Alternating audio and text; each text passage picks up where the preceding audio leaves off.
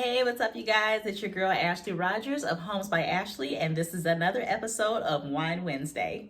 Day and night, night, day, all I've got to say is... Thank you guys once again for joining me for another episode of Wine Wednesday with your girl Ashley Rogers of Homes by Ashleigh, your favorite Michigan realtor. And today we're going to be doing part 2 of my 4-part series this month about new construction. If you didn't watch the first one, the first part was about just the pros and cons of new construction and finding out if new construction is for you as a home buyer. So if you didn't watch that, make sure you guys tune into that. It's on the page. You guys will see it. So go watch that part. But today what I'm going to be talking about is choosing your home site and also choosing your builder. So we're going to go ahead and get started with that. So as usual, let's go ahead and cheers and sip and get on to this conversation about new construction.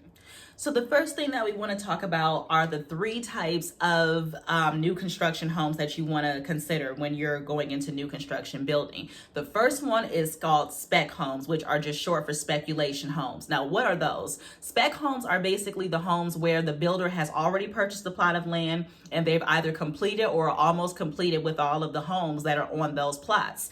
And he has no idea who the builder is going to, or not the builder, he has no idea who the homeowner is going to be. So typically those homes are going to be listed with a realtor that they'll contract with, and they use that realtor to market and ultimately sell those homes. Now, the downside to doing spec homes is that typically, since they're already finished or close to being finished, the buyer typically will not have a say-so in the different features. So what you see is basically what you get with the spec homes. So the second kind of home that you are considering with new construction is called tract homes. Now, tract homes are the homes where the builder, it's usually one builder that's in that development, and all of the homes are typically built within the same time frame or are within phases. And they've usually already picked out the features and the floor plans. But since these particular homes are not completely done and they're not completely finished, the buyer typically will have a say. If they want to purchase it before it's done, the buyer can typically have a say in the features and any customizations, usually for an upgrade fee. If you want to add any upgrades or any customizations to a tract home, it's usually with an upgrade fee, as long as the features and upgrades are going to be within the budget of the builder as well. But you do have a little bit of a say so if you decide as a home buyer to purchase the home prior to them 100% being finished. And finally, the third type of new construction home is your 100% custom built home. Now, this is when the buyer has 100% say so in the way that they want the home to look. So you'll have all of the customizations that you choose. If you want your home to be built in stone, brick, depending on if it's in your budget, you can totally do that. And once you are in if you're doing a new custom home, you typically might work with a contractor. You're going to contract your own builder, and then you can also work with interior designers and then also architects if you need some assistance with how to design the home from the inside out. But either way, with a custom home, you are 100% under your own circumstances, under your own likings, whatever features and things that you want. As long as you got the money and as long as you can pay for it, you can definitely have that custom home. Okay, so those are the 3 types of new construction homes that you might want to consider when you're choosing what type of custom or spec or tract home that you would like. The next thing you want to look into is obviously location. We've all heard the phrase location, location, location. It's no different than when you're choosing your home site of where you want your new construction to be built. So a few things that you want to make sure that you're considering in the development.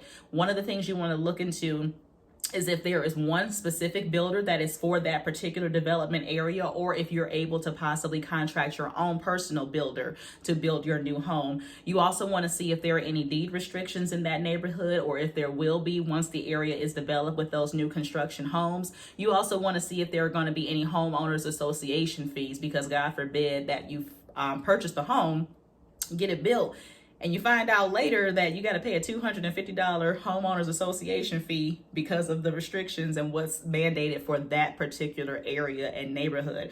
So those are just a few things that you want to consider outside of choosing the home. That's also considered with purchasing your home site as well. Okay, so now that we've talked a bit about choosing your home site, the final thing that I want to add that you do is when you are trying to decide on your builder. Now, that is a very important thing. In whatever area that you're choosing to have your new construction home built, if you're able to contract a builder, you want to make sure that you do your research on the builders, because Sometimes there will be some builders that don't necessarily give you the best experiences, and you want to make sure that you're picking a builder that is reputable and has good references. Some builders have unfortunately been in situations where they cut corners on materials and all those kinds of things, or don't finish the details on some of the homes. So you really don't want that happening where you're investing your money into the builder. So one of the things I recommend to people that are looking to contract their own builder is to ask for references from previous homeowners that have used that builder, and it'll be even more awesome if they're still living in those homes. So you can actually ask for those references and reach out to those homeowners and maybe ask them, hey, you know, what was your experience like with this builder? I'm thinking about having them build my next home, and you know, did the appliances hold up? If not, you know, what broke down? Did they have, you know, were they under warranty with the builder? And, you know, just want to make sure that everything is what it's supposed to be. And you really want to have a builder that is very, very communicative, and at least that if they can't communicate with you on a regular basis, then make sure that they have a designated person that is responsible for communicating with you. Because as I stated in the previous video in part 1, you want to make sure that you are knowing the steps that are going into this house. You want to make sure that you are having a say-so and seeing what is going on every step of the way. So even if the builder themselves cannot talk to you on a regular basis to keep you posted, they should have someone designated to talk to you to make sure that you are aware of everything that's going on with the different phases and all that kind of stuff. And another thing I say too, if you can look at some of their recently finished homes or some model homes that they've done recently, that is a really good idea, because you can see what the finished product looks like. And if you're not an expert on being able to look at materials and tell if they're cheap or if the insulation is not put in correctly, bring someone with you who has an eye for things like that, because you can really use their opinion to see if the builder is doing everything that, you know, is going to be in line with what you want for this home. So you want to make sure that you at least have someone with you that can look at those types of things and give you advice on that if you're not an expert on it. Okay guys, so that is pretty much it for today's episode of Wine Wednesday. Just wanted to come to you with part 2 on this new construction series that I'm going to be doing for the month of April. So join me next Wednesday for part 3, where I'll be talking a little bit more about the process of purchasing a new construction home. So thanks again for joining me, you guys. Let's do one more cheers to one another and a sip. And make sure that you all keep in touch. And if you have any questions, as I always say, make sure that you reach out to me via text, give me a call, or you can even email me or DM me, message me, however you want to get in touch with me. If you have any questions, I will definitely make myself available for you. So stay tuned for part 3, and I will see you guys next week. Day and night, all I've got to say is